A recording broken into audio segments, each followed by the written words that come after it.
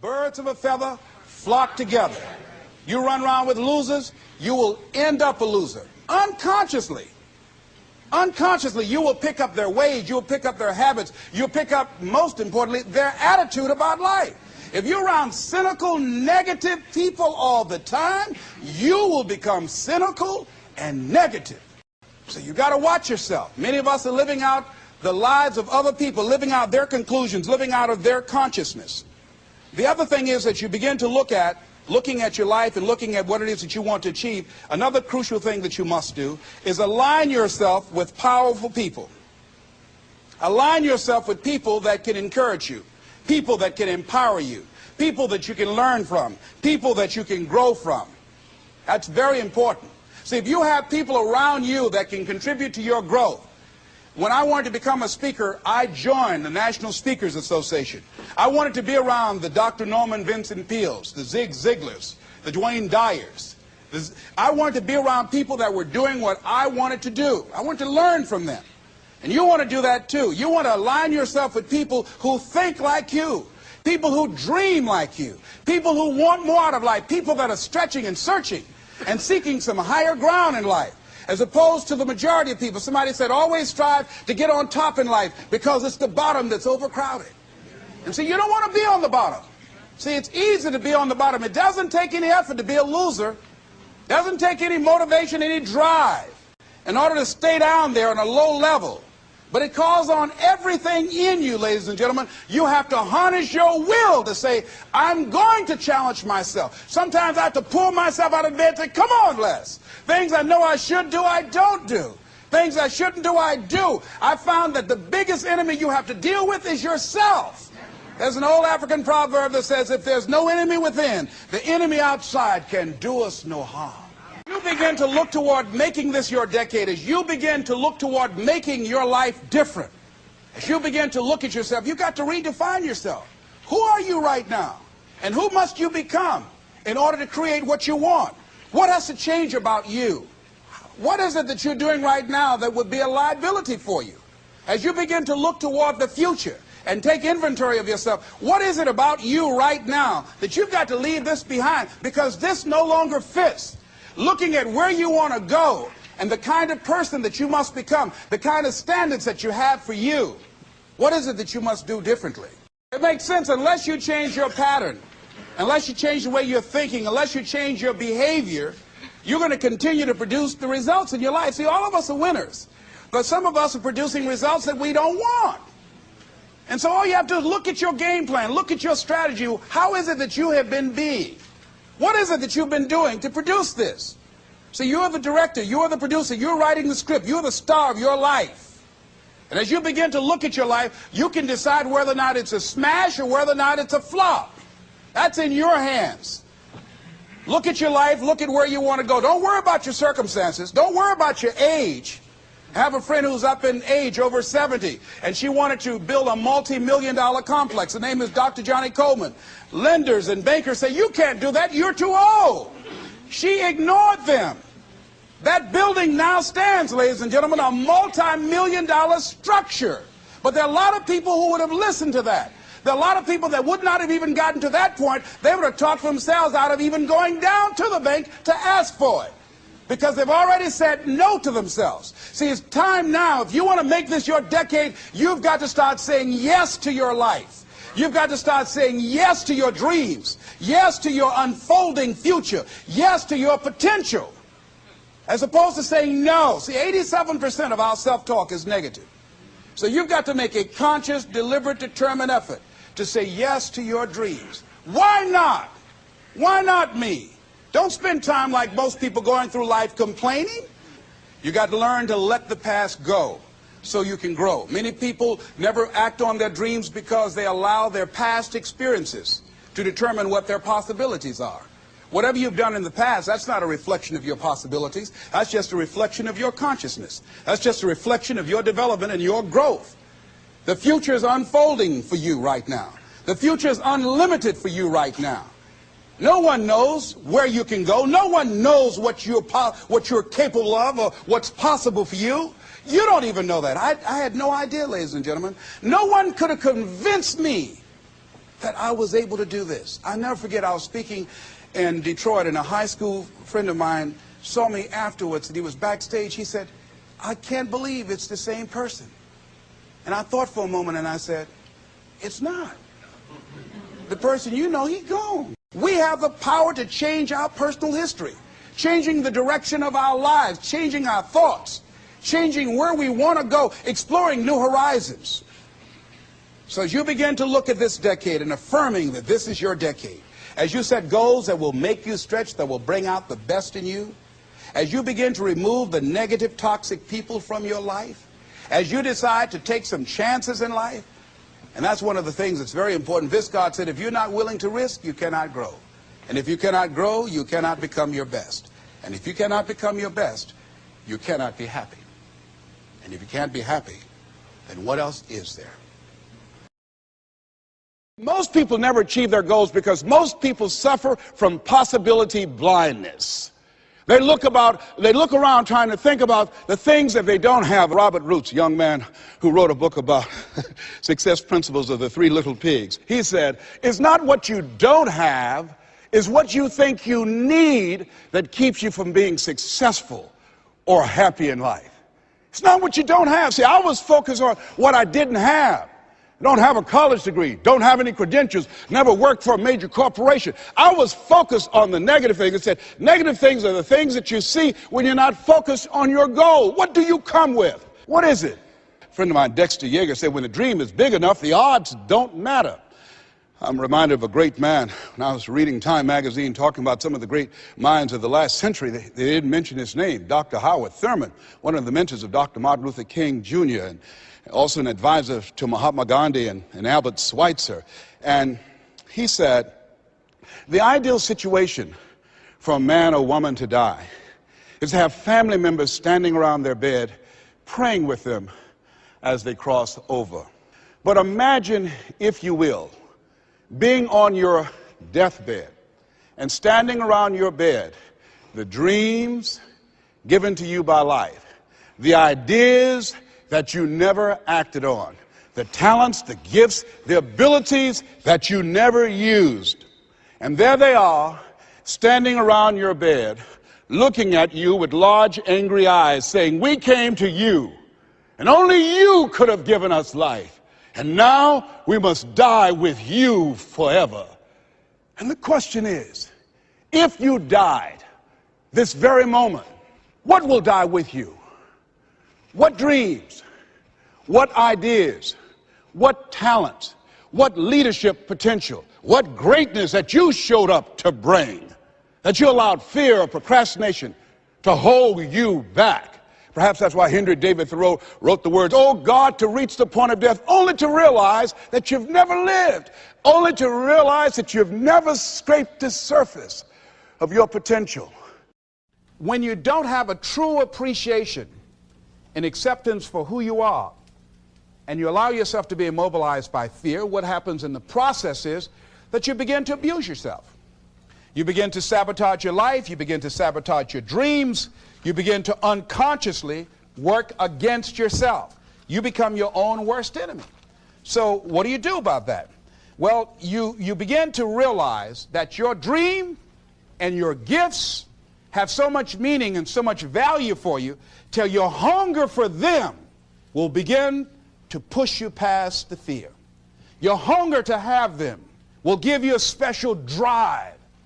As you work on yourself, as you begin to acknowledge your true identity, the true power that you have, the true capacity you have to bring about change, the miracle-working power that you have within yourself to do the things that you want to do.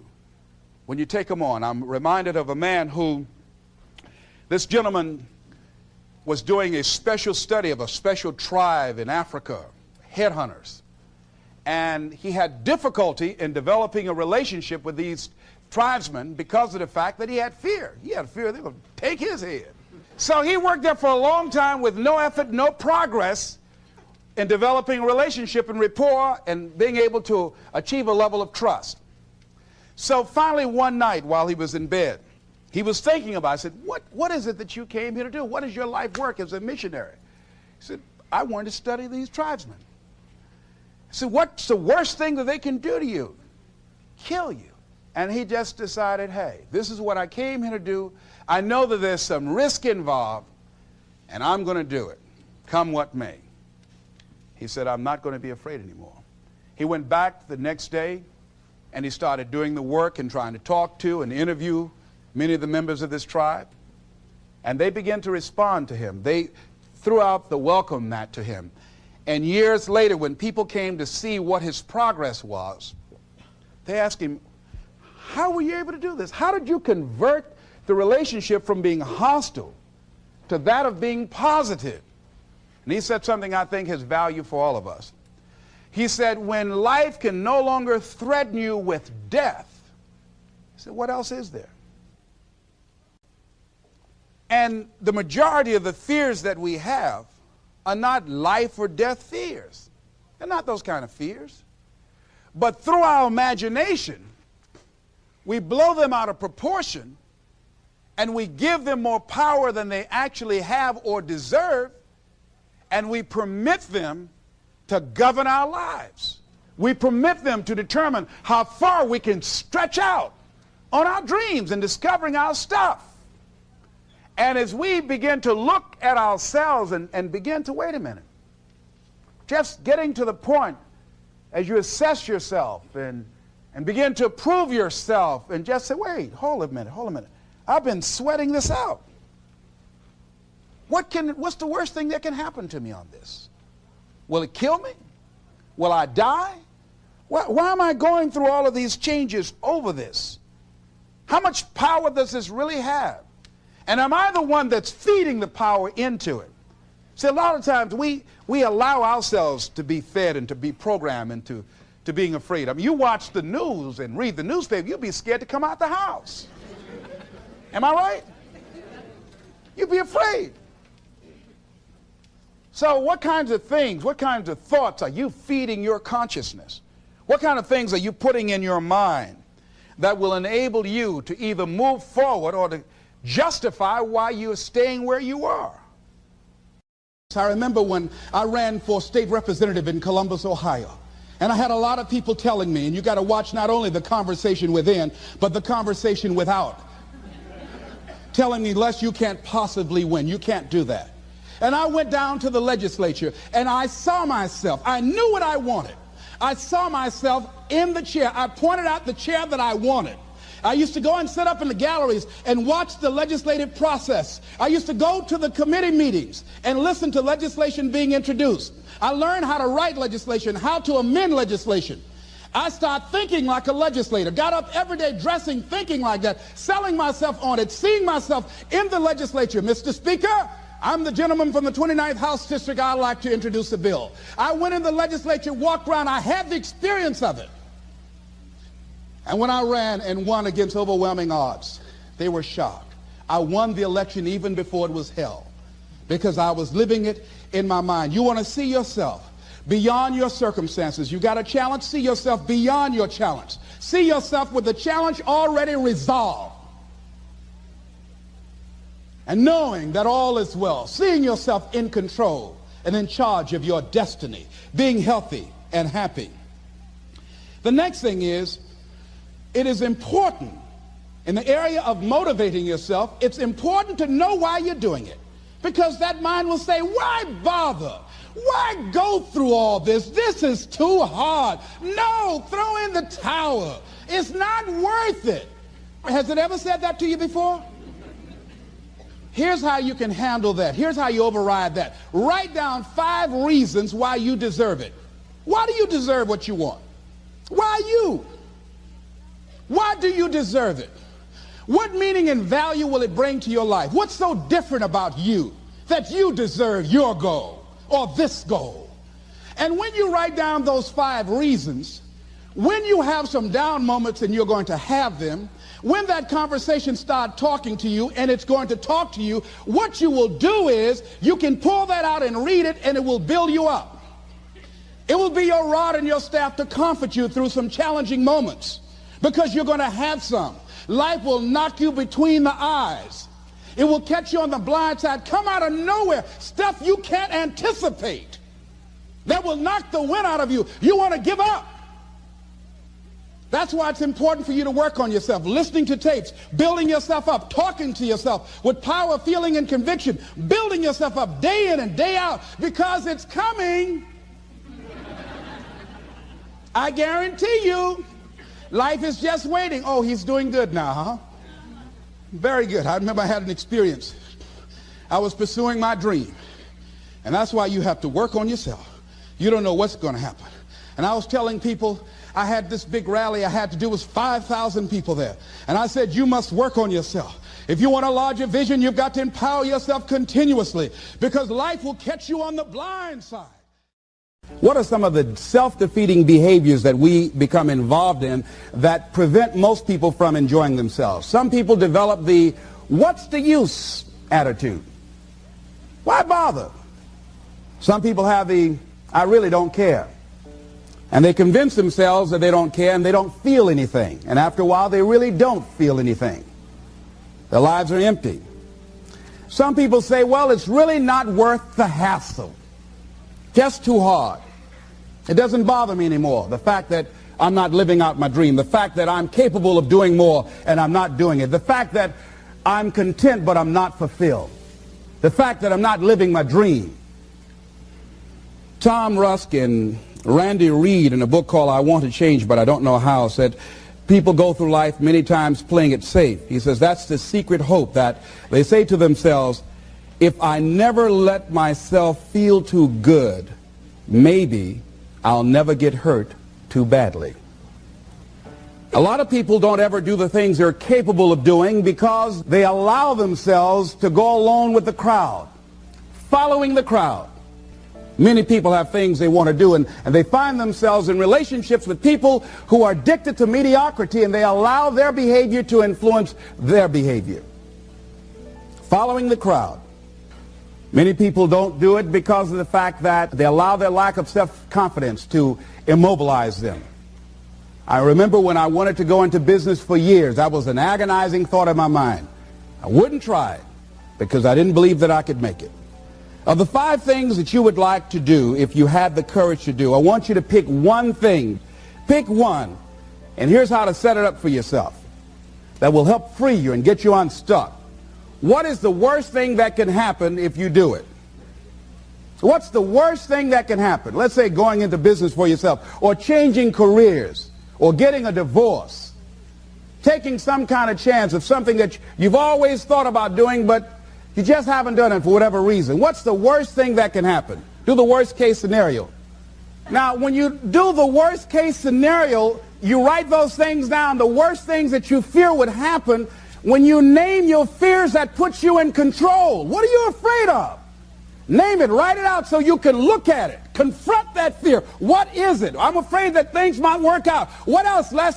Well, I've never been in business, okay? What else, Les? Well, I don't have all the help I need. Okay, good. What else, Les? Well, I don't have enough money. All right, good. What else, Les? Well, I don't have a college degree. What else?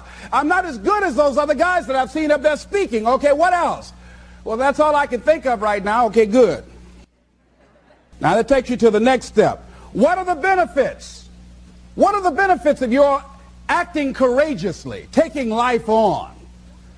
Well, part of what happened was that I felt better within myself, and I had a strong sense of self-respect. Going into business for myself, I made a lot of mistakes. Sometimes I was down on myself. I felt stupid. I felt dumb because people who were in business said, why would you do something like that? Well, I didn't know. Boy, were you really dumb. But the other thing is, I had to say to myself, but I did it. I did, even if I made a flop of it, I did it. I took the chance. I took the leap. Quite wishing it'll make you the fan of the night for most which they went into it number.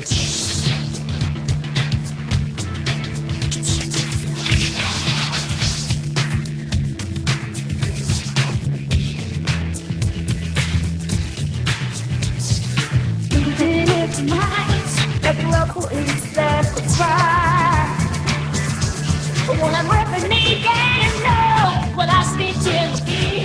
They have to know which girl died. Though the twerk is done. You're a bitch, but it's been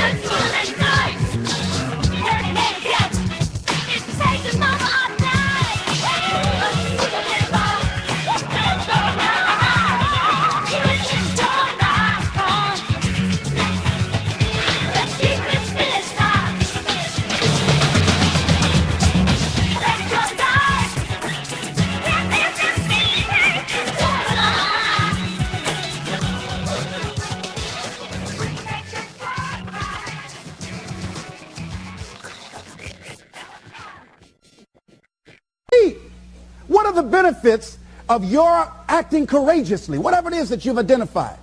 Write the benefits down. And then focus on them. Focus on the benefits. Not on the liabilities. Not on your fears. Focus on the benefits. That which you hold in consciousness tends to manifest itself. Think about how good you feel.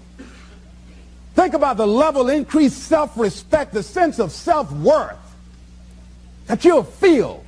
How good you'll feel getting up in the morning, looking yourself in the mirror because you're taking life on. The other thing is acknowledge your fears and then go into action. This book is called Feel the Fear and Do It Anyway. That's it. See, I believe anybody who's ever done anything, who's ever taken a chance, doesn't mean that they're not afraid.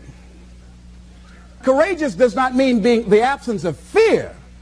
I think that being courageous is willing to do it because that's what you feel, and you're going to do it anyhow, regardless. So you're not going to be immobilized by your fears or your doubts. You admit, okay, I'm scared to death. Now, okay, what is it that I must choose to do? Go ahead and experience that fear, but don't let that fear immobilize you. In what you've done with your life thus far, is it giving you what you want? Is it giving you what you want? When you look toward the future, when you look at all that's going on out here, is there some place within yourself you say, hey, I know I need to be out there in that arena. I know I can do more than what I've been doing. I know there's some great music that I have within me that I haven't brought out here yet. Is that something that you begin to look at within yourself? See, I say if you look at your life, and if you're not getting what you want, you owe it to yourself to do something differently. If you're on a job, 85% they say of Americans go to jobs that they're unhappy. If you're doing something 8 hours a day that you don't like, it's not giving you what you want, it's not giving you a strong feeling of satisfaction and fulfillment, you're miserable, you hate to go there, you're depressed just thinking about it, you sing the Thank God It's Friday song every week, it's giving you headaches just thinking about it on Sunday afternoon after the football game goes off. If that's what it is, you owe it to yourself to start strategically working to change directions. See, but you know what most people will do? Most people will resist change. Most people will fight change as if change would be worse than what they're experiencing. When you're working on a dream, at some point in time, a transition takes place. And the transition is what you are becoming in pursuit of the dream.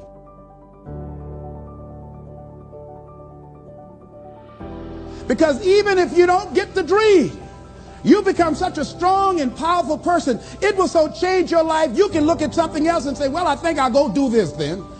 Because you have now developed yourself in such confidence and such competence in how to deal in the arena of life that you can move into another area and not miss a beat.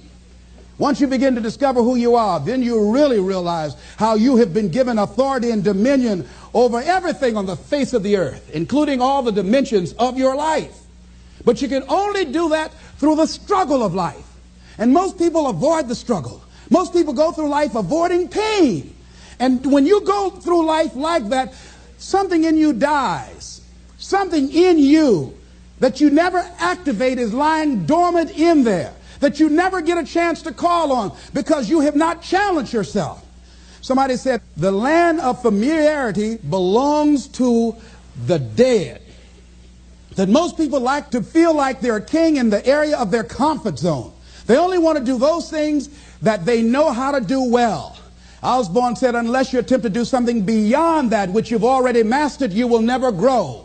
So if you want to begin to grow, you've got to put something out here that you can't reach easily, that has got to make you stretch, got to make you jump for it, got to make you get back a little bit and dig in so that you can take a leap for it. And maybe you jump up there and you miss it and you skin your knees and you come back again and you bust your lip next time.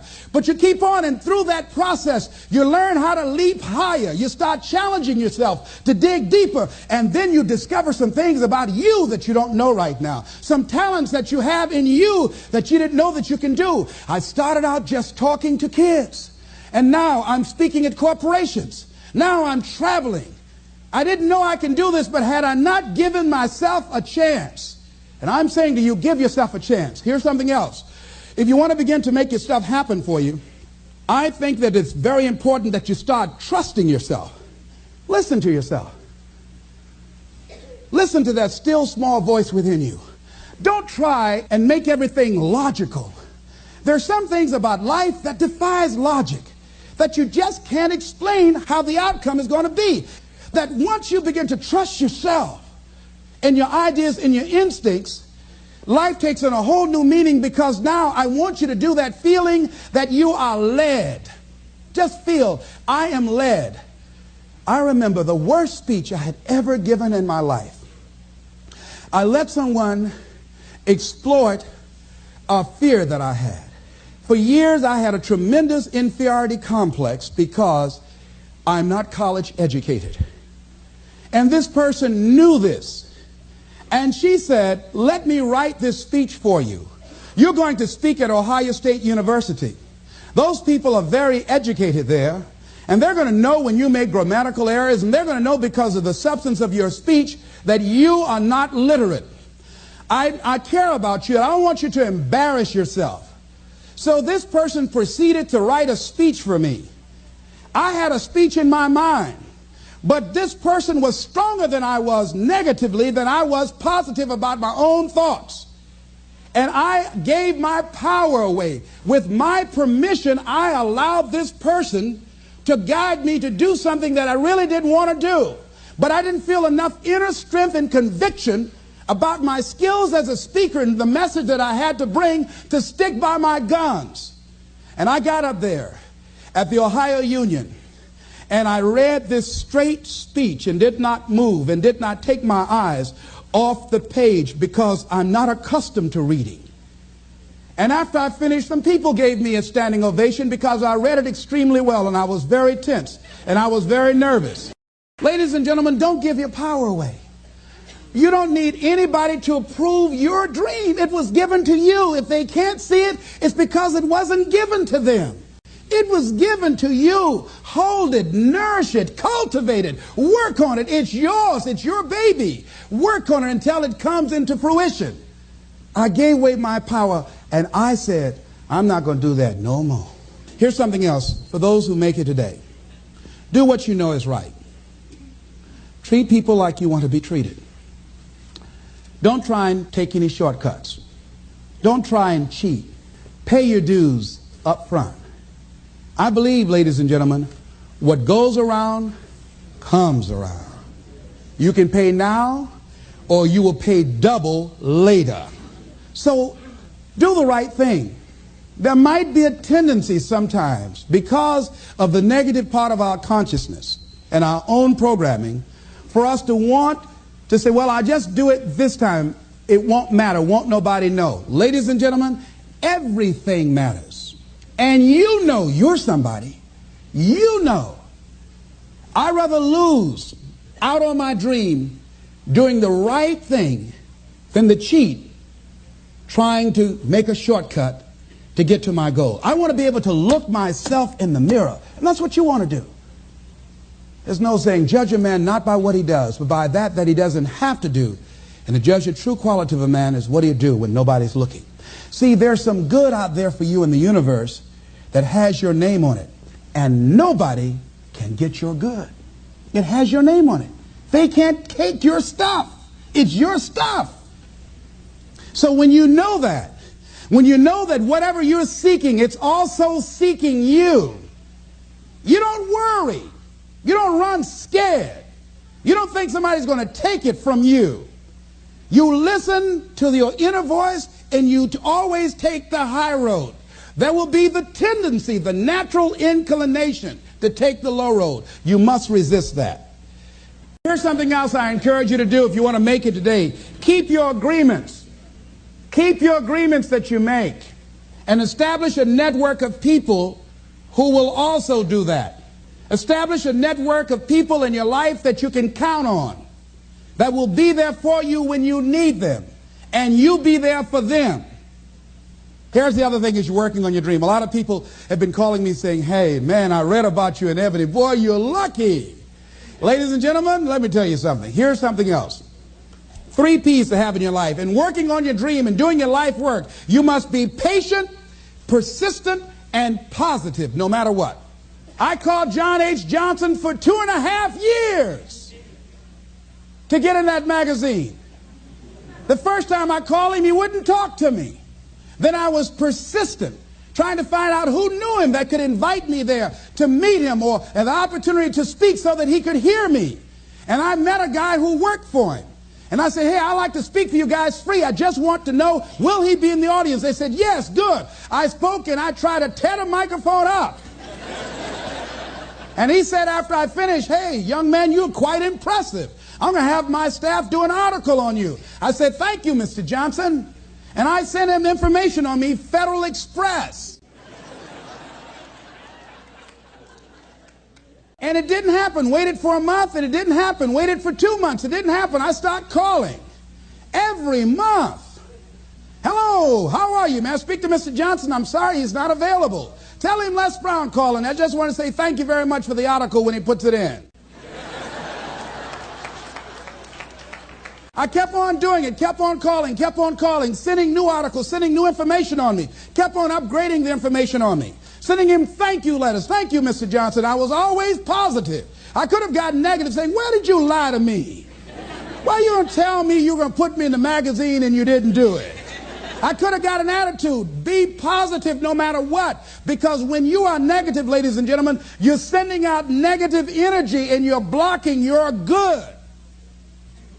So don't send out any negative energy. Don't take it personal. I didn't care what he thought of me or the staff, that I was a nuisance to them. They get paid to deal with people like me. See, a lot of people have an idea or a dream and they give up on it. No, don't do that. Work your dream until it gets hot. See, most things don't happen as soon as we think they should happen. The messenger of misery might drop in on you and say hello. Murphy's Law might come by and thump you on the head. Any number of things can happen to interrupt your flow. It's okay. Don't take it personal. Just acknowledge what's going on. It's called life. And keep on working on your dream. Continue to keep on knocking, because this is your life. This is what you love. This is your passion. Step back. Don't judge it. If you judge it, judge not yet lest ye be judged. Why? Because when you judge it, you invest emotion in it, and that emotion could be anger, and guess what? That hurts you. That doesn't hurt anybody else. One doctor said, the man who angereth me killeth me. And then he allowed someone to egg him into an argument on the floor of the National Medical Convention and suffered a massive heart attack. When you're in a state of anger, you have so much acid in your blood, if they withdrew some blood from you and inserted it into a pig, it would die from the acid. So what do you want to take yourself out early for by internalizing things? Shakespeare said, nothing is neither good nor bad, but thinking makes it so. So judge not according to your appearances, but right judgment, and feel that everything is going to work out for you because you're patient, you're persistent, and you're going to be positive no matter what. Don't allow other things or people or circumstances to determine what your reaction is going to be. I was out to dinner with some people, and we had a waitress that was quite discourteous and rude. And the people around me took an attitude about it. I learned how to observe life. I think that in order to overcome life, you've got to learn how to observe it. Just stand back and watch what's going on and choose not to buy into it. I said, excuse me, ma'am. I said, do you know what TIP stands for? She said, no. I said, TIP stands for to ensure promptness. We've been sitting here a long time. I want to give you $5 up front to ensure a prompt meal. Would you assist me? She gave me the biggest smile and said, oh, of course I will. And I said, by the way, I'm not with these people. I'm going to be sitting at another table. Please put my meal over there. Serve them by themselves. See, I don't want to make anybody angry who goes behind closed doors to prepare my food. Oh, no.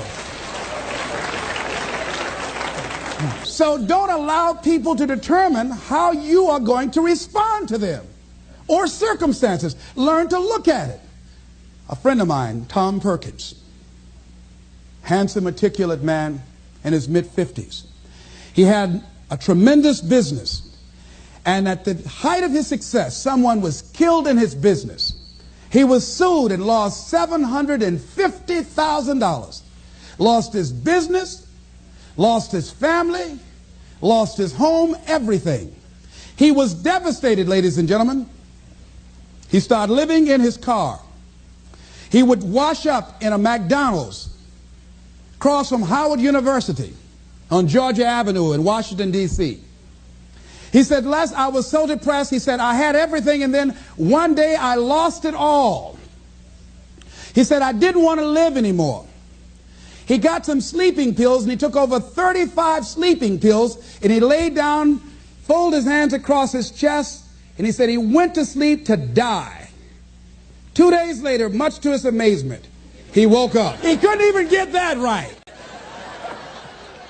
I said, what happened then, Tom? He said an incredible thing happened. He said he was laying there for a moment. He said, and a voice said to him inside his mind, it wasn't your life to take. That was one thing. He said, since that day, when I get any major challenges, I don't take it on myself personally. I feel that I've got somebody with me. He said, I'll never leave you nor forsake you. He said, hey, I said, God, you got to handle this for me. This is too much for me. He said, I don't sweat the challenges of life. Repeat out to me, please. Don't sweat the small stuff. Don't sweat the small stuff. Because it's all small stuff.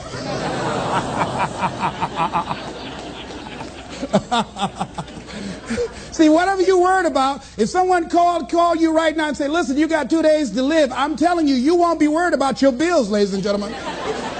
You won't be worried about whether or not somebody loves you or cheating on you because you're about to check out. Okay? So put things in perspective. Here's something else Tommy said that I think is important. He said that the voice also said to him, if you change your ways, I'll give you far more than you ever lost. Look at your life right now.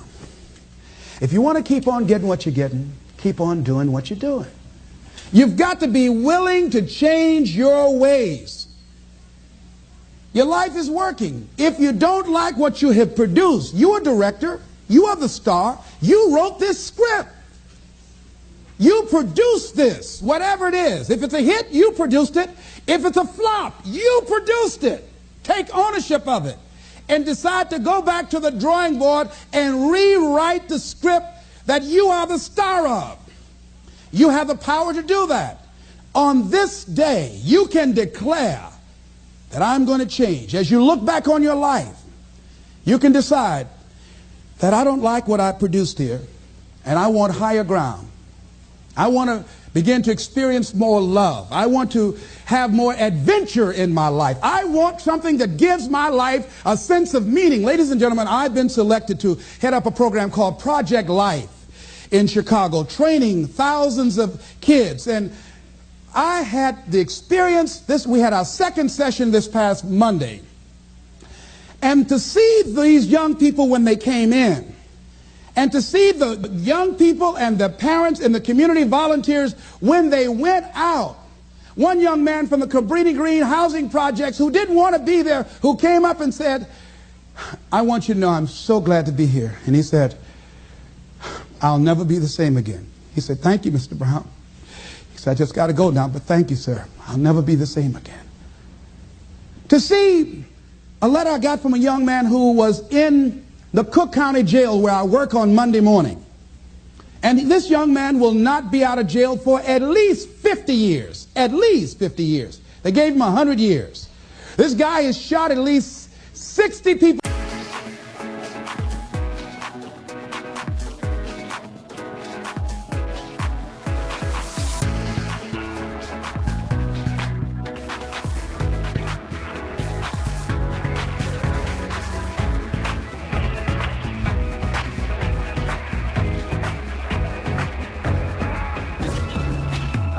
Use my fish in a storm that I be losing all of this is me in the dark.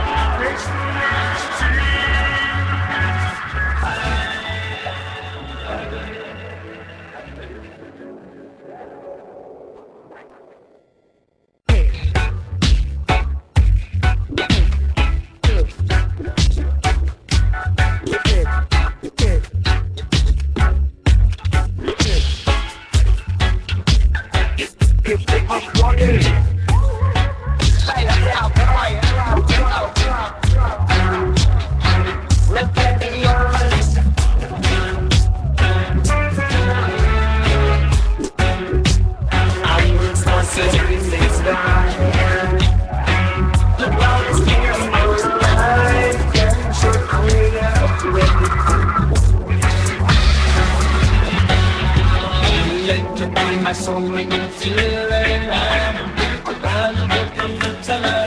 It's like push right over the dice. It's fine, the inches.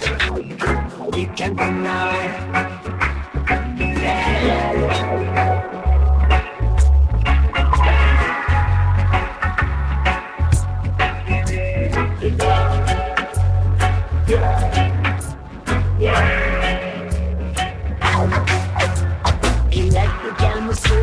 Make me feel alive. Then it will be tonight. Let's light a different sky. The deep is concentrated. He take you tonight. Let's get lost in this and let it ride. I need some space. The night's perfect. And we'll never forget the best for now. I will want. And keep coming back. We know some words to last. The road's in ours. Yes, I am suddenly you'll spend my me.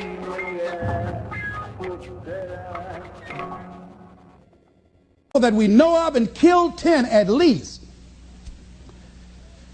And this letter he wrote, he said, since listening to your tapes, he said, I have not changed, but I feel a different person in me. Over 70% of these young men are in there for murder. We wanted to have a two-pronged attack where we would train people on the outside and train those that are in the jails, because I believe if you cage them like animals and treat them like animals and they're out on the streets every 22 months, they're going to get out and act like animals and go back in like animals. So we said, let's take an approach. This gives me my life. This might be insane. But I felt so good. I believe, ladies and gentlemen, if we can accept the possibility of that this is the decade of consciousness. That's what I believe that this is. The decade of consciousness, if you please. A time where we can begin to create in folks' minds the idea, the possibility that we can create a more humane society, the possibility that we can create more love, communication, and understanding in relationships, the possibility that we can create the kind of respect for diversity and difference in our multicultural society, the possibility that we can begin to develop the mindset to bring out the best in people, to encourage them to achieve their greatness and support them in their dreams, that if we can, in this decade of consciousness, to begin to see and envision that happening, and that we all can play a role, that we were born for such a time as this, that we showed up for this, that we survived 1 out of 9 million sperms, and we have been chosen for this great work. Here's something else to recognize. Wherever you are on the ladder of life, and I was reading in Dr. Norman Vincent Peale's latest book called The Power of Positive Living, which I think is his greatest work, and he has something in there, a section called Comeback Power. Wherever you are in life, ladies and gentlemen, you've got comeback power. I don't care how low you are. I don't care what you have done. I don't care what you have experienced. I don't care how devastated your life might appear to be, the shambles it might be in. There's a power in you that can enable you to be stronger and better than anything that's out here. One man who came to the training, he was not a kid. And I knew he had a drinking problem, and he was looking at me, and I could smell alcohol on him. I said, excuse me, come here, come here, come here. He said, what is it? I said, let me tell you something. I want you to know you've got something in you that's stronger than that poison you're putting in your body. Do you understand me? And he was looking, he was backing up. He said, no. He said, I don't know, man. I said, it is. I said, that's why you're here. Something drew you here. And that which caused you to come, you said you want some help. And you need to be around some people that can help you get in touch with your power, because you know that your life deserves this. See, I think that the reason that we abused ourselves with drugs and alcohol is that we're trying to numb something in us that's aching us, that's urging us, that's nagging us to do something bigger and better. It can't be because it tastes so good. But when we are deluding ourselves or polluting our minds, it numbs us where we don't have to face reality. Because we don't know what we've got going for us. See, once you discover who you are, the truth of knowing who you are will set you free from ever wanting alcohol, from ever wanting any kind of drug that's going to destroy who you are. Once you begin to know who you are, it will set you free from believing, I can't see myself doing any better. Once you discover this power, the perfect essence of who you are, that's in all of us, that's permeating our being, that enable us to be the directors of our lives. A friend of mine did some work for me. It was below par, to say the least. I knew that this guy was capable of doing better work. I knew that he also had a fragile ego. So I was trying to think of what is the most sensitive way in which I can share this information with him. Because I wanted him to do my work over. I was going to pay him for what he did, but I needed my work done right. But I was afraid that I would hurt his feelings. I was very, very meticulous in how I approached him. And I said, let me share this with you. You know I care about you, and that you're a very talented and gifted person. And you and I both know that what you have given me is not a true reflection of your talents and abilities. And I'm saying, let's go back in the studio and do this again. And he said to me, I'm going to forget you ever said that. I was wiped out. He never spoke to me again. Now, when you decide to act, you're going to have some people like that. We're no longer friends. I lost sleep over that, ladies and gentlemen. I said, I can't believe that. I remember sitting up one night looking at the phone. I said, I got to call him. He said, no. Then I said, no, forget that. I called, man, look here, we've been knowing each other too long to allow this to come between us. He said, don't call me anymore, and hung up. And then I wanted to think about what can I do to make it up to him? And then something came to me, Les, what do you have to prove? See, many things we don't do is because of the fact we want people to like us. There's some necessary losses in life. When you decide acting in your best interest, you're going to lose some friends. Everybody's not going to approve of you. There's some people that won't like you. Who do you think you are? You're arrogant. What do you think you can do? You think you can get away with that? You're selfish. Thanks, I got that. It's my life. And so what I'm saying to you is that as you begin to look out on your life, this is challenging. This is not easy acting. So what are the things that we can begin to do to harness our will? Number one, you've got to bring it out and look at it. You've got to take the power out of it. You've got to expose it to the truth. And the truth is that it has no power over you. So write down something you want to act on, but for some reason that you've been holding back, and look at it. The next thing is, ask yourself the question, is it helping you to continue to put it off? If it's an asset for you to continue to procrastinate, then continue to do that. But if it's a liability for you, if it's causing you some mental and some emotional challenges, or perhaps a financial problem, look at that. Examine that for what it is. Next step, ask yourself, what's blocking you? What's preventing you from acting? Why don't you have the courage to handle that? Why won't you face that? What are you running away from? What kind of avoidance behavior are you engaged in? So what is the worst thing that can happen? I want you to visualize that, experience that, feel the nervousness and the discomfort. And the more you run it in your mind, the less power that it will have.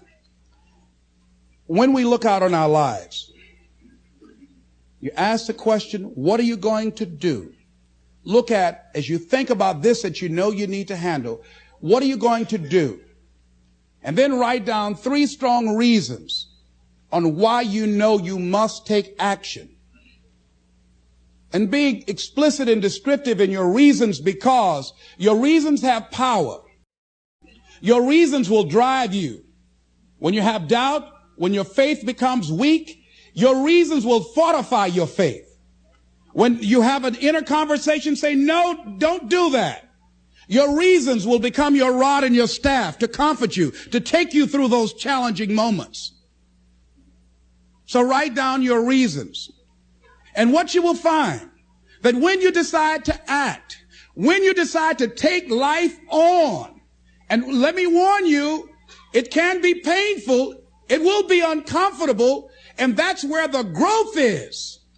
When you're uncomfortable, when you're stretching out, when you're taking life by the collar, you're going to get thrown to the ground again and again and again. But when you have determination, and you know that what you're doing is right, it gives you your life, it gives a special meaning and power to you, you will have some power from on high. You will discover some things about yourself that will begin to electrify your personality. You'll begin to discover some things about you that you don't know you've got. Some people wish they could do better, but some people expect to do better. Where are you on that? Let's look at what are the things we can do to increase our self-approval, our self-appreciation, our self-acceptance. Here's number one, love yourself. Make caring for you the highest priority in your life. Take care of you. Look out for what truly satisfies you. We're not taught to love ourselves. We're not taught to look out for ourselves. We're not taught to take care of ourselves, to become sensitive to our wants, to our needs, our desires. So make a conscious effort. Make you number one priority. Your peace of mind. Your health is more important than your family and any and everybody. Because if you don't have peace of mind, if you don't have your health, you can't serve anybody. Don't neglect yourself. A lot of us, and particularly ladies, have been groomed to be sacrificial lambs, putting their dreams on the back burner in deference to their children's dreams or their husband's dreams or their family's dreams, and forget about themselves, and then become resentful and angry and bitter. So start taking care of yourself, looking out for you. Develop a health plan. Your health is all you got. So start taking care of you, eating nutritious meals, willing to exercise your body, taking care of this body, loving yourself. So do some good stuff for yourself on purpose. Take some time out for you. I have some good things I do for me. One of the things I enjoy that I do, I take spiritual baths. My assistant introduced me to someone called Sister Sarah, who gave me my first spiritual bath. I never heard of this before. She told me about it. And I said, come on, Regina, spiritual bath. And Sue, my secretary's husband, named Larry, he said, a spiritual bath for $50, I'll give you a spiritual shower. But I play soft music. I've taped some of my favorite music. I burn a candle, and I have different oils that I put in the tub of hot water, and I have flowers that I picked, and I saw Coming to America, Eddie Murphy. They were sprinkling little flowers on the ground. So it gives me a feeling of royalty. So I sprinkle these flowers in the water, and I soak. I like doing that. And I soak, and sometimes I read or just relax and enjoy the music and just cool out. That's my time for me. Put the answering service on. I just block out some time for me. I'm into meditation. I've been working and exercising now. Just doing some things for me, taking care of myself mentally, emotionally, and spiritually, and physically. You can't develop and manifest your greatness. You can't be a high achiever if you don't feel good. You don't take care of yourself. So I'm taking care of me. And then you know what? It takes the edge off your life. It helps you to manage things rather than allowing them to manage you. Gives you more personal power to deal with stuff. Take care of you. Now here's something else I suggest for you. Become aware of what your needs are and develop compassion toward yourself despite your human defects. Develop compassion for yourself despite your human defects. You will never be perfect. Hello. You will never be perfect. You're human. You've made a lot of mistakes. You've done a lot of dumb, stupid things. Guess what? You're not through yet. You're going to do some more. Hurry up and get it over with. It's all right. Got to learn to be gentle with yourself. Make it all right. what you don't know, mistakes that you make. It's okay. Handle it. Learn from the experience. Decide that you are going to, whatever you become involved in, to be upfront, to be true to yourself. Are you getting what you need out of it?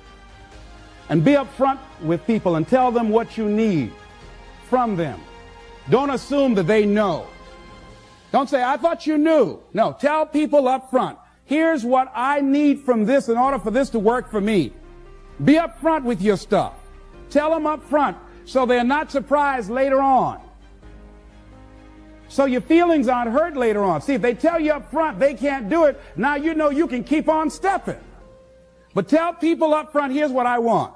In order for me to play this game with you, if we're going to dance, this is what I got to get out of it. See, if you don't take care of your needs, guess what? You will always have that nagging song in the back of your mind say, well, when do I get mine? You know, if you take people, and I've told you this, and you expose them voluntarily to things that they are avoiding and are afraid of. You take young people, say they're 16 to 22, and they're not really feeling that good about who they are because their life is chaotic and in disorder and they don't know where they're going. And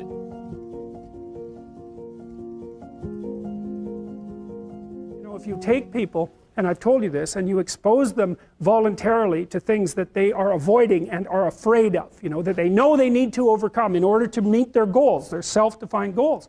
If you can teach people to stand up in the face of the things they're afraid of, they get stronger. And you don't know what the upper limits to that are, because you might ask yourself, like, if for 10 years, if you didn't avoid doing what you knew you needed to do, by your own definitions, right, within the value structure that you've created to the degree that you've done that, what would you be like? Well, you know, there are remarkable people who come into the world from time to time, and there are people who do find out over decades-long periods what they could be like if they were who they were, if they spoke their being forward. And they get stronger and stronger and stronger, and we don't know the limits to that. We do not know the limits to that. And so you could say, well, in part, perhaps the reason that you're suffering unbearably can be left at your feet, because you're not everything you could be, and you know it. And of course, that's a terrible thing to admit, and it's a terrible thing to consider, but there's real promise in it, right? Because it means that perhaps there's another way that you could look at the world and another way that you could act in the world, so what it would reflect back to you would be much better than what it reflects back to you now. I often ask undergraduates how many hours a day you waste or how many hours a week you waste, and the classic answer is something like 4 to 6 hours a day. You know, inefficient studying, watching things on YouTube that not only do you not want to watch, that you don't even care about, that make you feel horrible about watching after you're done. That's probably 4 hours right there. You know, you think, well, that's 25 hours a week, it's 100 hours a month, that's 2.5 full work weeks, it's half a year of work weeks per year. And if your time is worth $20 an hour, which is a radical underestimate, it's probably more like 50 if you think about it in terms of deferred wages. If you're wasting 20 hours a week, you're wasting $50,000 a year. And you are doing that right now. And it's because you're young, wasting $50,000 a year is a way bigger catastrophe than it would be for me to waste it, because I'm not going to last nearly as long. And so if your life isn't everything it could be, you could ask yourself, well, what would happen if you just stopped wasting the opportunities that are in front of you? You'd be who knows how much more efficient, 10 times more efficient, 20 times more efficient. That's the Pareto distribution. You have no idea how efficient people get. It's off the charts. Well, and if we all got our act together collectively and stopped making things worse, because that's another thing people do all the time, not only do they not do what they should to make things better, they actively attempt to make things worse because they're spiteful or resentful or arrogant or deceitful or homicidal or genocidal, or all of those things all bundled together in an absolutely pathological package. If people stopped really, really trying just to make things worse, we have no idea how much better they would get just because of that. One of the things psychologists have done for the last 20 years, especially the social psychologists, is push this idea of self-esteem. You should feel good about yourself. And I think, why would you tell someone 20 that? It's like, you should feel good about who you are. It's like, no, you shouldn't. Why should you feel good about who you are? It's like, you should feel good about who you could be. I'm not saying that people shouldn't have confidence, but like often you take young people, say they're 16 to 22, and they're not really feeling that good about who they are because their life is chaotic and in disorder and they don't know where they're going and they don't know which way is up. But the thing is, it has to be stated with precision. It's like you should treat yourself as if you're valuable, especially in potential. But you should concentrate on who you should become, especially if you're young. And so let's say you're miserable and nihilistic and chaotic and depressed and all of that now, and you have your reasons, you know, terrible parenting, abuse, all of those things. It's like, well, you should feel good about yourself. It's like, no, it's not the right message. Is that it's more like you should understand how much potential there is within you to set that straight. And then you should do everything you can to manifest that in the world, and it will set it straight. And that's better than self-esteem. It's like, you're in a crooked, horrible position. Okay, fine. There's a lot of suffering and pain associated with that. Yeah, you can't just feel good about that because it's not good. But you can do something about it. You can genuinely do something about it.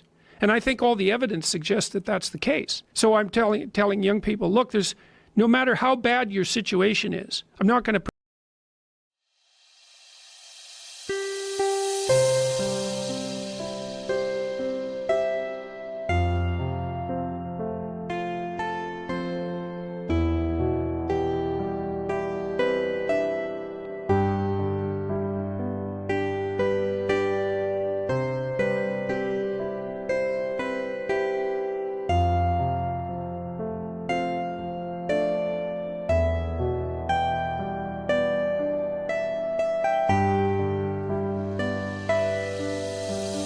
đời luôn luôn thế, hãy sống và yêu thật lòng. Có ai biết trước ngày mai như thế nào, hãy cứ trân trọng xung quanh ta, cười lên ngày mai đã đến.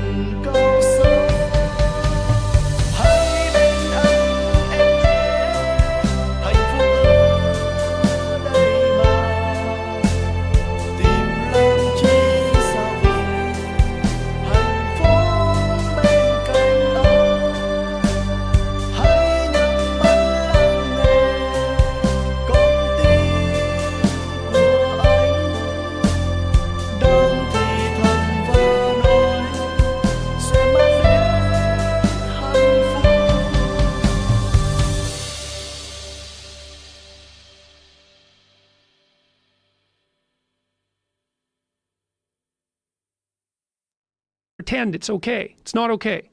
It's tragic, tainted with malevolence. And some people really get hurt by malevolent people, like, you know, terribly hurt. Sometimes they never recover. It's really awful. But there's more to you than you think. And if you stand up and face it with a positive, with a noble vision, with discipline and intent, you can go far farther to overcoming it than you can imagine. And that's the principle upon which you should predicate your behavior. And I think that one of the things that's really nice about being a clinical psychologist is that this isn't just guesswork. Like, one of the things, we know two things in clinical psychology. One is truthful conversations redeem people. Because if you come to a clinical psychologist whose worth is salt, you have a truthful conversation. The conversation is, well, here's what's wrong with my life, and here's what caused it. You know, maybe it takes a year to have that conversation, and both of the participants are doing everything they can to lay it out properly. Here's how it might be fixed. Here's what a beneficial future might look like. And so it's a completely honest conversation if it's working well. And all that's happening in the conversation is that the two people involved are trying to make things better. That's the goal. Let's see if we can have a conversation that will make things better. Okay, so we know that works. It does make things better. And then another thing we know is that, well, let's say there's a bunch of things that you're afraid of that are in your way.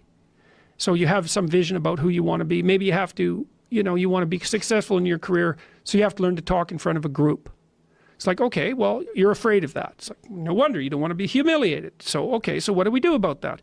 Well, maybe we first get you to speak in front of one person, and then 3 people, you know, for 5 minutes, and then for 10 minutes. Like, graduated exposure to what you're afraid of. Voluntary graduated exposure to what you're afraid of is curative. And that's true. It works. The documentation is in. It's how people learn. So to tell people that if you confront the world forthrightly, if you speak the truth, and you expose yourself courageously to those things that you're afraid of, that your life will improve, and so will the life of people around you. Like, as far as I'm concerned, that's as close to undeniable fact as we've got. And it also dovetails nicely with the underlying archetypal stories, the heroic stories. It's like, go out there, find the dragon, confront it. It's a dragon, it might eat you, it's dangerous. But it's worse to cower at home and wait for it to come and devour you. Go out there, confront it, get the gold, share it with the community. It's like, yeah, it's the oldest story of mankind. What could you do to improve yourself? Well, let's step one step backwards. The first question might be, why should you even bother improving yourself? And I think the answer to that is something like, so you don't suffer any more stupidly than you have to. And maybe so others don't have to either. It's something like that. You know, like there's a real injunction at the bottom of it. It's not some casual self-help doctrine. It's that if you don't organize yourself properly, you'll pay for it, and in a big way, and so will the people around you. Now, and you could say, well, I don't care about that, but that's actually not true. You actually do care about that, because if you're in pain, you will care about it. And so you do care about it, even if it's just that negative way, you know. It's very rare that you can find someone who's in excruciating pain who would ever say, well, it would be no better if I was out of this. It's sort of, pain is one of those things that brings the idea that it would be better if it didn't exist along with it. It's incontrovertible. So you get your act together so that there isn't any more stupid pain around you than necessary. Well, so then the question might be, well, how would you go about getting your act together? And the answer to that, and this is a phenomenological idea too, it's something like, look around for something that bothers you and see if you can fix it. So now you think, well, let's say you go into you can do this in a room. It's quite fun to do it just when you're sitting in a room, like a room, maybe your bedroom. You can sit there and just sort of meditate on it and think, okay, if I wanted to spend 10 minutes making this room better, what would I have to do? And you have to ask yourself that, right? It's not a command, it's like a genuine question. And things will pop out in the room that you know, like there's a stack of papers over there that's kind of bugging you, and you know that maybe little order there would be a good thing, and you know, there's some rubbish behind your computer monitor that you haven't attended to for like 6 months, and the room would be slightly better if it was a little less dusty and the cables weren't all tangled up the same way. And like, if you allow yourself just to consider the expanse in which you exist at that moment, there'll be all sorts of things that'll pop out in it that you could just fix. And you know, I might say, well, if you were coming to see me for psychotherapy, the easiest thing for us to do first would just be to get you to organize your room. You think, well, is that psychotherapy? And the answer is, well, it depends on how you conceive the limits of your being. And I would say, start where you can start. You know, if something announces itself to you, which is a strange way of thinking about it, as in need of repair, that you could repair, then hey, fix it. You fix 100 things like that, your life will be a lot different. Now, I often tell people too, fix the things you repeat every day, because people tend to think of those as trivial, right? You get up, you brush your teeth, you have your breakfast, you know, you have your routines that you go through every day. Well, those probably constitute 50% of your life. And people think, well, they're mundane, I don't need to pay attention to them. It's like, no, that's exactly wrong. The things you do every day, those are the most important things you do. Hands down. All you have to do is do the arithmetic.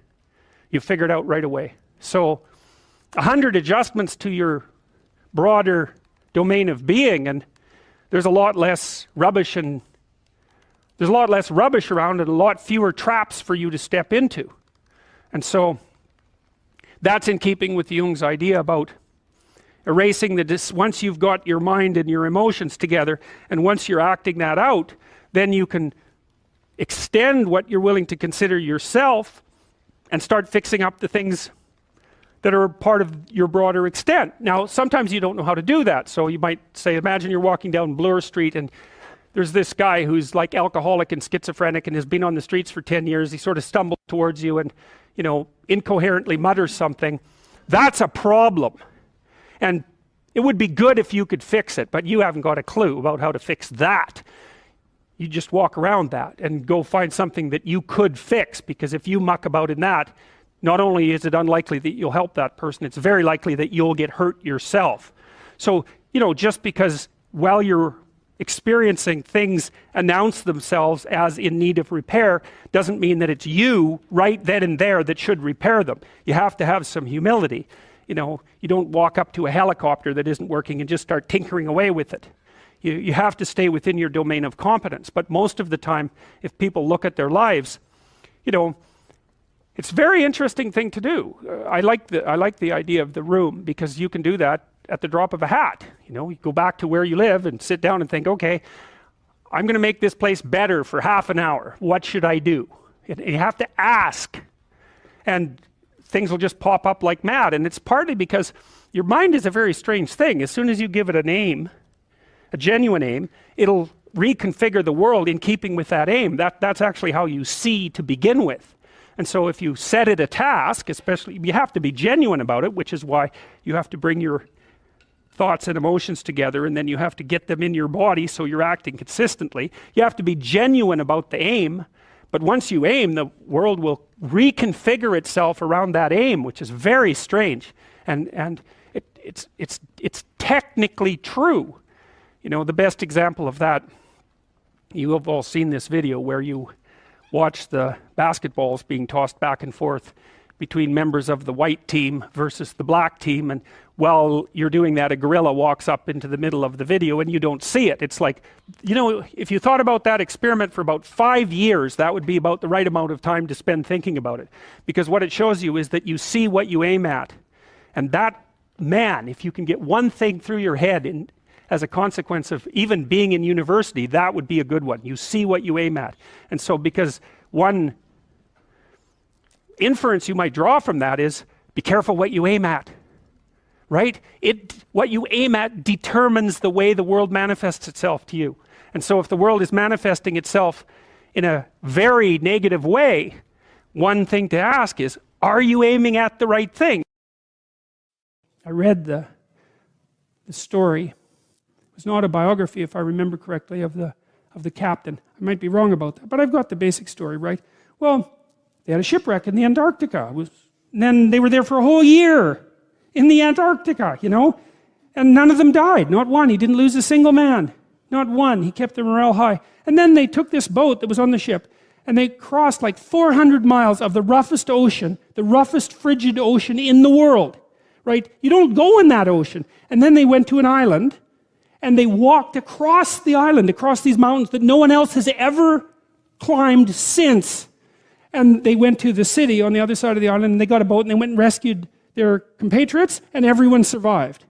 It's like Endurance is the name of the book. You read that book, man, you think, wow, people are really tough, you know, and it's ridiculous. So who knows how tough you are? And maybe you find out by going out to find out how tough you are, right? So you take on a challenge, one that you think you can master, that's just a bit beyond your grasp, and you master it, and then you're a little tougher, and you think, hey, that worked out pretty well. And so then you're more of a monster. And then you go out and you find another challenge that's even bigger, and you think, well, maybe I can do that too. And then all of a sudden you can, and you get a little bit bigger, and God only knows what the limit is of you. And you find out by pushing yourself against the world. Well, let's talk about friendships for a minute. Here's how you know if someone's your friend.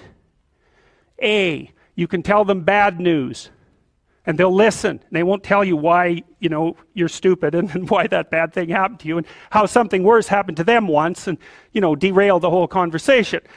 You can actually tell them bad news and they'll listen. So that's a good thing. And then this is a weirder thing. You can tell them good news and they'll help you celebrate. And that's a really good way of deciding who you should have around you, because if you have someone around you, you know, something good happens to you and you're kind of afraid to even admit it because, you know, God, something good happened to you. It's like, you let that be known and it'll certainly be taken away. So, you know, you come out and you sort of tell someone half-heartedly that something good happened to you, and they give you a whack and then talk about, you know, the great thing that happened to them 3 years ago, or worse, the great thing that happened to someone that they knew 3 years ago. You know, it's like, go away from that person. They're not helpful to you, and they're not helpful to themselves either. And so you want to surround yourself, you got to think about this. You got to surround yourself with people who want the best for the best part of you.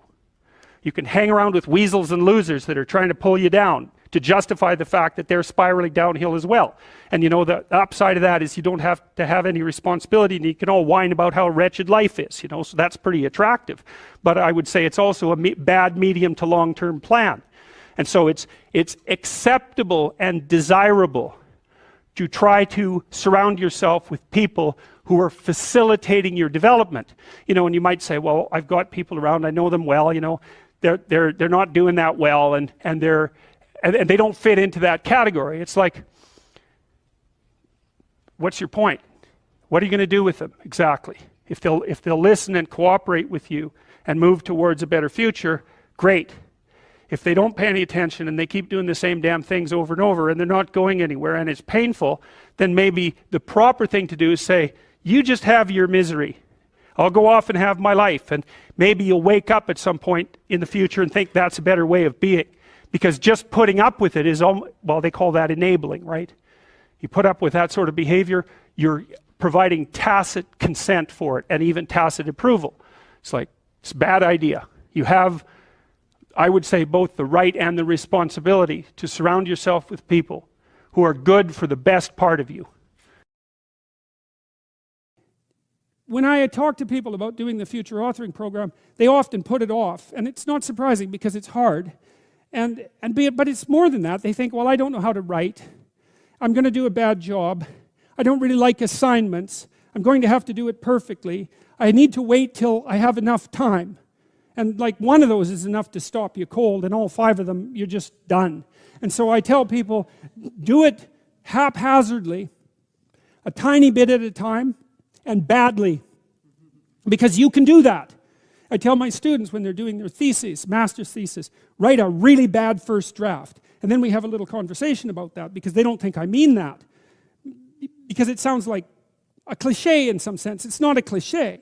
It's not a cliche at all. It means you're a terrible writer. But if someone put a gun to your head and said, you have to have your 100-page thesis done by next Monday or I'll shoot you, but I don't care how terrible it is, you would sit down and write it. And the thing is, then you have it, right? Then you have something, and then you can fix it. You can iterate and fix it. That bad first draft, that's the most valuable thing, and so that's what you need. You need a bad first draft of yourself.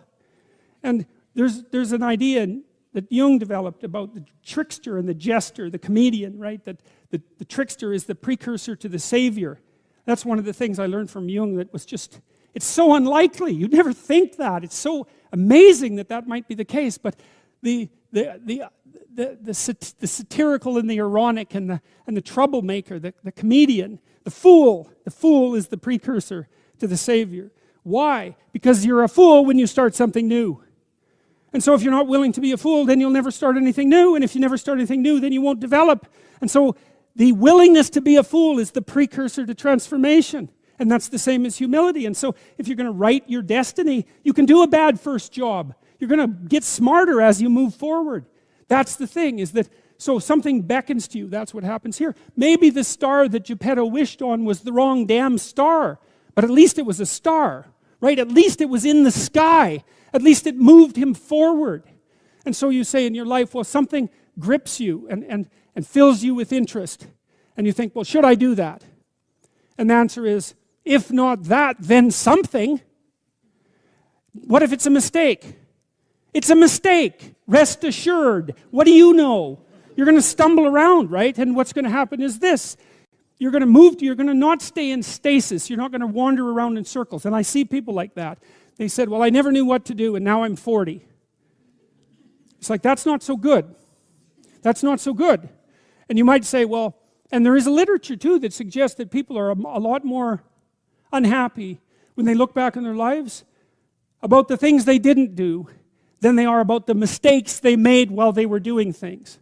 And so that's really worth thinking about too, because there's redemptive mistakes. And a redemptive mistake would be a mistake that you make when you go out and try to do something. You know, you think, okay, I'm going to try to do this. When you're not good at it, you make a bunch of mistakes. It's like, well, what's the consequence? If you pay attention, is you're not quite so stupid anymore. That's the thing, is you've been informed by the results of your errors. And so what happens is you follow the beacon, you follow the light. And you're blind, so you don't know where the light is. It's dimly apprehended only, and you're afraid to follow it. But you decide to take some stumbling steps towards it.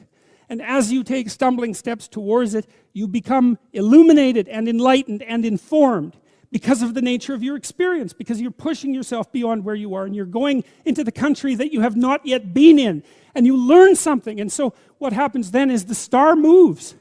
You move 10 feet towards it and you think, no, that's not right. I didn't get it right. It isn't there. It's actually there. And so then you see it somewhere else and you shift yourself slightly and you move forward. And that's what happens, is that you continue as you change. The thing that guides you forward moves, right? It's like God in the desert in Egypt. The pillar of light that you're following, it's moving. It's not a permanent thing. You move towards it, it moves away, it guides you forward. And so you say, well, is what I'm aiming at paradise itself? And the answer to that is no, because what do you know? You couldn't see paradise if it was right in front of you, but you might get a glimmer of it. And so you move towards it and you grow. And then the next time you open your eyes, you see a little bit more clearly. And that's what happens, is that just happens over and over, right? It keeps moving. And so you move like this. But the thing that's so cool is that all those zigs and zags, you say, and each of those zags and zigs is a catastrophe. I hit a wall, my God, and then I had to die a little bit, and I barely got back up. It's a phoenix transformation at each turn, and it's painful. But the thing is that even though you've traveled 20 miles, let's say, on that road, and you've only moved 3 miles forward, you've moved 3 miles forward instead of falling backwards, because that's the thing too, is that if you stand still, you fall backwards. You cannot stand still, because the world moves away from you if you stand still. And there's no stasis, there's only backwards. And so if you're not moving forwards, then you're moving backwards. And that's more of the underlying truth of the Matthew principle. To those who have everything, more will be given. From those who have nothing, everything will be taken. It's a warning.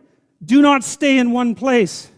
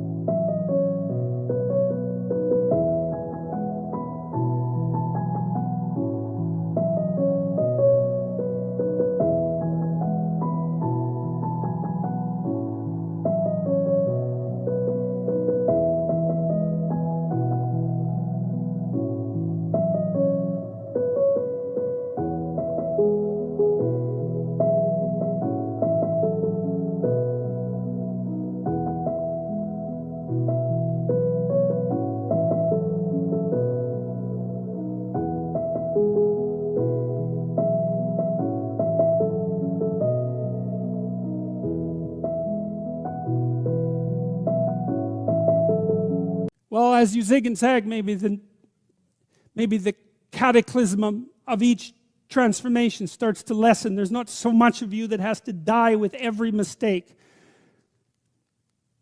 And maybe you end up oriented at least reasonably properly. And if you were sensible, that would have been your trip. But it wasn't, right? It's that. And perhaps it's a lot worse than that. Perhaps there's no shortage of backtracking. But it doesn't matter, because as you stumble forward, you illuminate and inform yourself. And perhaps that's partly because the world is made of information. And if you encounter it and tangle with it, then it informs you. And then you become informed. And then you're information. And then you're ready. Well, you should be afraid of taking risks and pursuing something meaningful. But you should be more afraid of staying where you are if it's making you miserable. It's like the first thing you want to do is dispense with the idea that you get to have any permanent security outside of your ability to contend and adapt. It's the same issue with children. It's like you're paying a price by sitting there being miserable. And you might say, well, the devil I know is better than the one I don't. It's like, don't be so sure of that. The clock is ticking.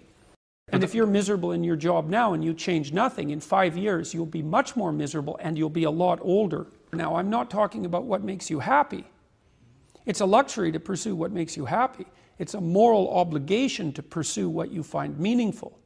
And that doesn't mean it's easy. It might require sacrifice. If you need to change your job too, let's say you have a family and children and a mortgage, you have responsibilities. You've already picked up those responsibilities. You don't just get to walk away scot-free and say, well, I don't like my job, I quit. That's no strategy. But what you might have to do is you think, well, this job is killing my soul. All right, so what do I have to do about that? Well, I have to look for another job. Well, no one wants to hire me. It's like, okay, maybe you need to educate yourself more. Maybe you need to update your curriculum vitae, your resume. Maybe you need to overcome your fear of being interviewed.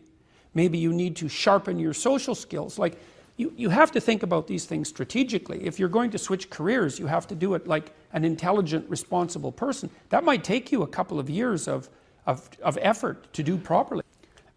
I think it's more important to have an ethos, an ethic. So I have a program, for example, called the Future Authoring Program, which is a writing program that enables people to develop a vision for their life and then to develop a strategy.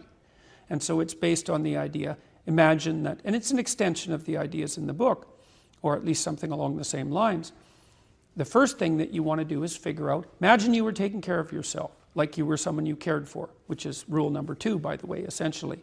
Then you should figure out, well, if you could have what you needed and wanted, what would it be? What sort of friends would you have?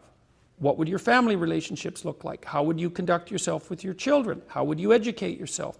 You need to think through how it is that your life could be properly arranged if you had that ability.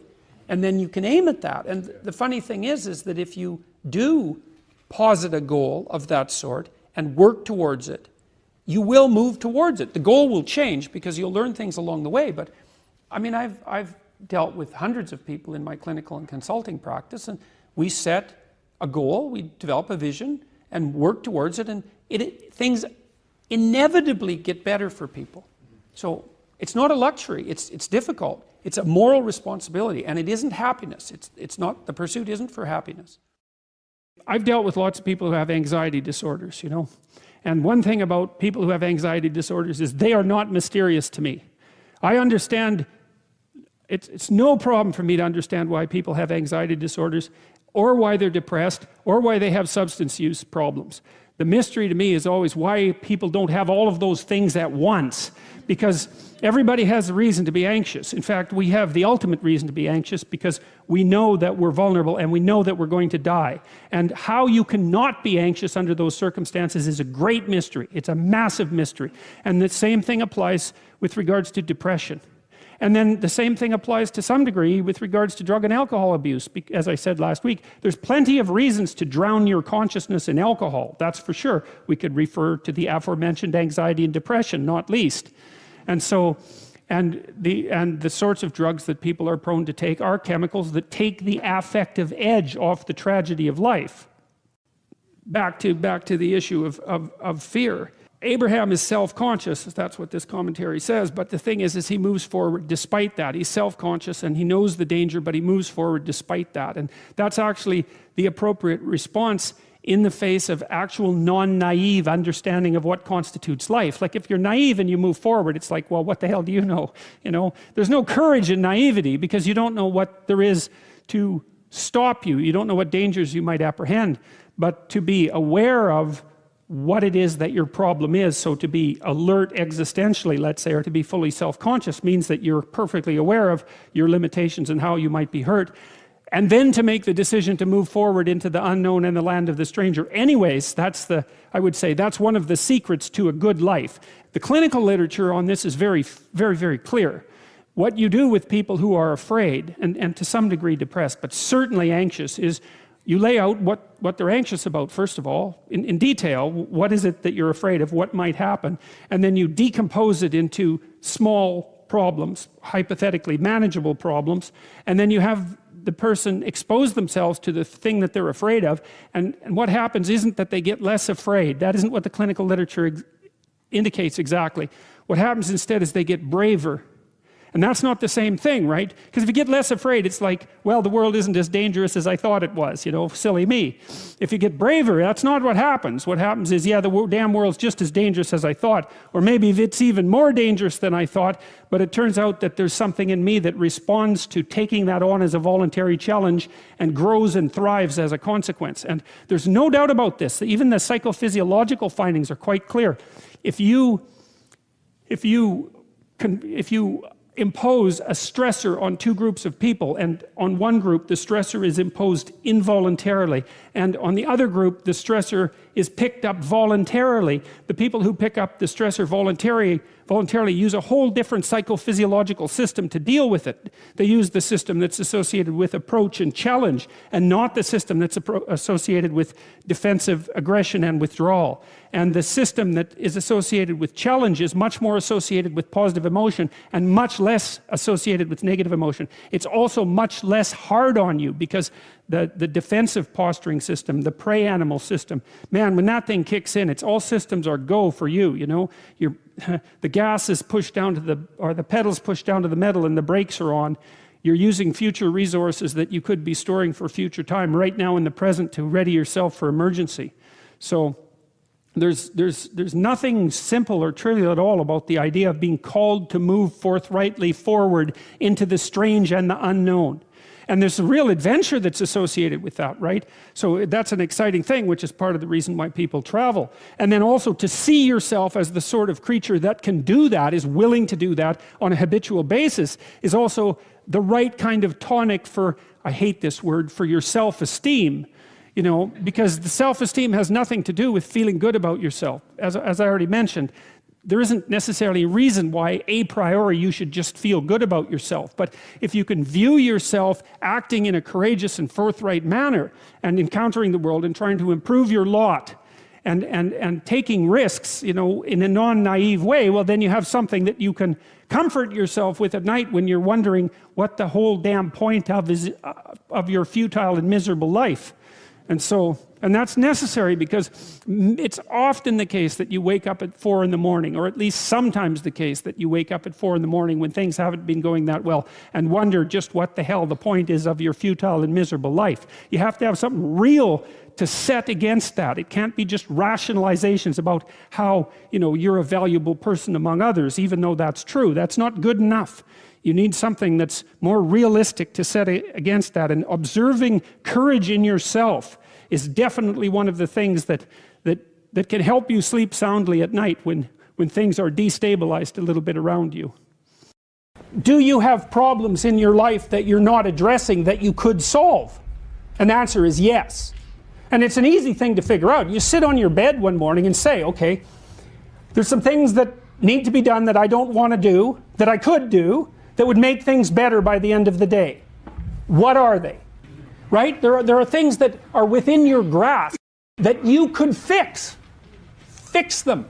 And you'll learn, because it's harder than it looks. Fix them and you'll learn how to fix things. And then something else will beckon as another problem that you could fix.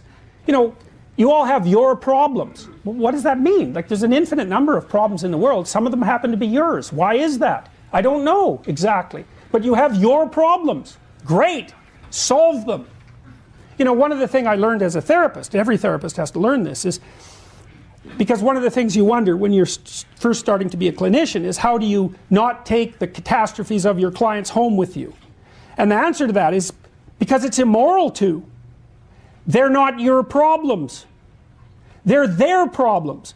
Like, they're their life. You know, your problems are your life. You don't want to solve someone else's problems for them because you take away the deep meaning that's to be found in having them work through the problems on their own. And then you steal the credit. Well, I can help you with that. It's like, well, yeah, maybe, but I don't help you with the next problem then.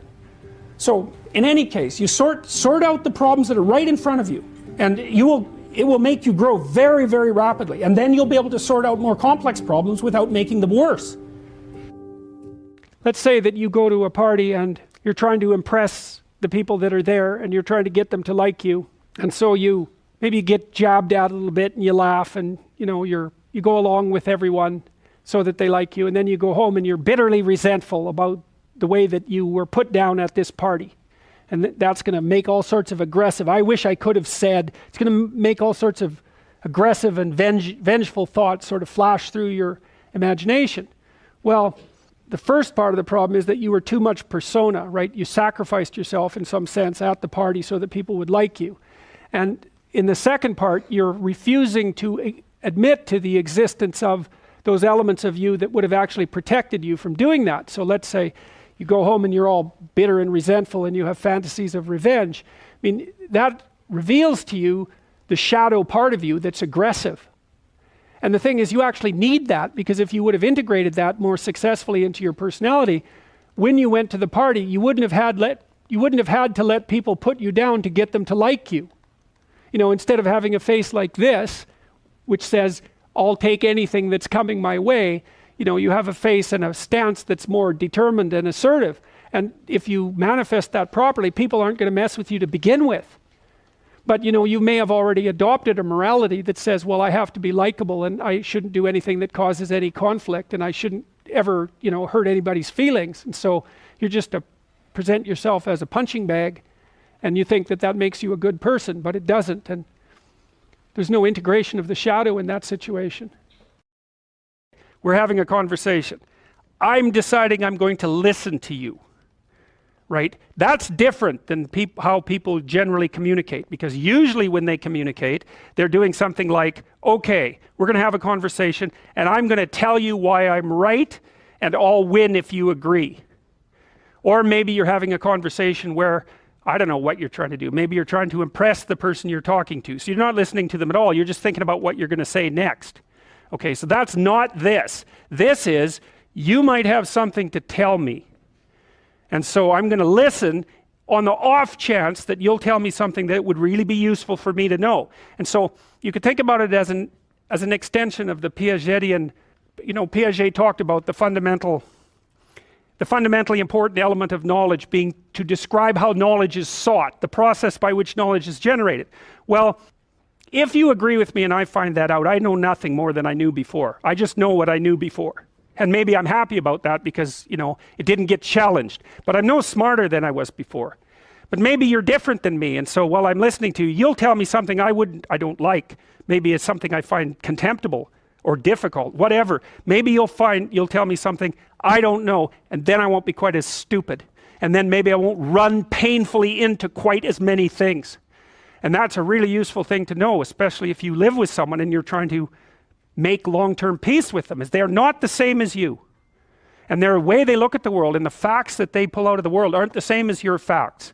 And even though you're going to be overwhelmed with the proclivity to demonstrate that you're right, it is the case that two brains are better than one.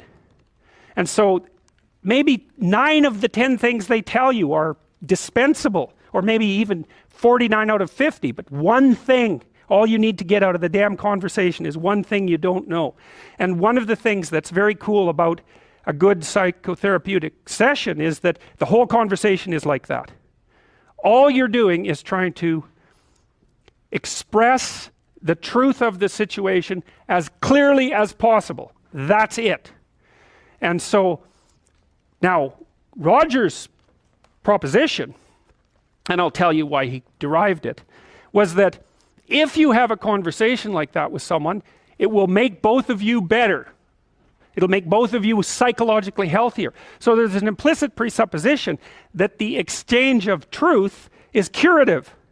Well, that's a very cool idea. I mean, it's a very deep idea. I think it's the most profound idea. It's the idea upon which Western civilization, although not only Western civilization, is actually predicated. The idea that truth produces health. But for Rogers, that was the entire purpose of the Psychotherapeutic Alliance. You come to see me because you want to be better. You don't even know what that means necessarily, neither do I. We're going to figure that out together. But you come and you say, look, things are not acceptable to me, and maybe there's something I could do about that. So that's the minimal precondition to engage in therapy. Something's wrong, you're willing to talk about it truthfully, and you want it to be better. Without that, the therapeutic relationship does not get off the ground. And so then you might ask, well, what relationships are therapeutic? And the answer to that would be, if you have a real relationship, it's therapeutic. If it isn't, what you have is not a relationship. God only knows what you have. You're a slave, they're a tyrant, you know, you're both butting heads with one another. It's a primate dominance hierarchy dispute.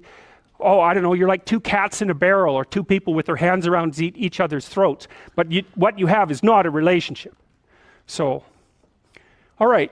We may say that the greater the communicated congruence of experience, awareness, and behavior on the part of one individual, that's a reference to the same idea that I was describing with regards to Jung. So let's say you come and talk to me and you want things to go well. Well, I'm going to have to more or less be one thing, because if I'm all over the place, you can't trust any continuity in what I say.